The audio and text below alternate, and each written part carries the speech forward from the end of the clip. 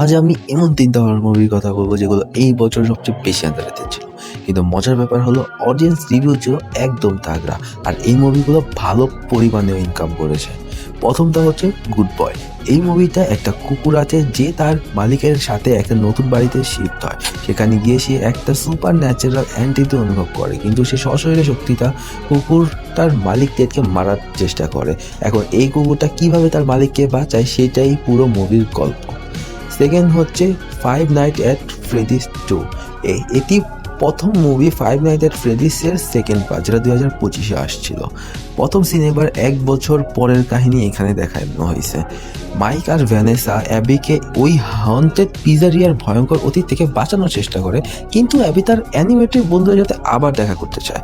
আর সেই কারণে সে আবার পুরোনো লোকেশনে ফিরে যায়। সেখানে গিয়ে আরও অনেক ডিপ সিক্রেট সামনে আসে। তারা প্রতিশোধ পরায়ণ ম্যারিওনদের মুখোমুখি হয় আর প্রসেস টয় অ্যানিমেট্রনিকগুলোকে জাগিয়ে তোলে। এর ফলে তাদের আবার উইলিয়াম আফটনের থেকে যাওয়া অশুভ শক্তির সাথে লড়াই করতে হয় এবং পুরো হন্তে ঘটনার ভয়ঙ্কর সত্য বেরিয়ে আসে। থার্ড হচ্ছে দ্য আগলি স্টেপ সিস্টার। এটা সিন্ডারেলার একটা ডার্ক আর বডি হরর ভার্সন, যেখানে অলভিরা ফোকাস করা হয়েছে। নিজের মায়ের লোভ আর সমাজের চাপ পড়ে অলভিয়ার প্রিন্স জুলিয়ানকে জেতার জন্য ভয়ঙ্কর কসমেটিক সার্জারি করে।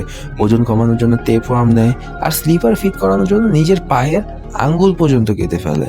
বাট শেষ পর্যন্ত এসবই তাকে ভয়ানকভাবে বিকৃত আর মানসিকভাবে পাগল করে তোলে।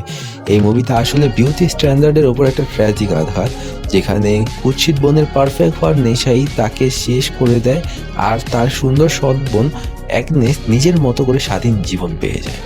মুভিগুলোর নাম অ্যান্ড ডিটেলস আমি ক্যাপশনে দিয়ে দেবো, অবশ্যই দেখে নেবেন।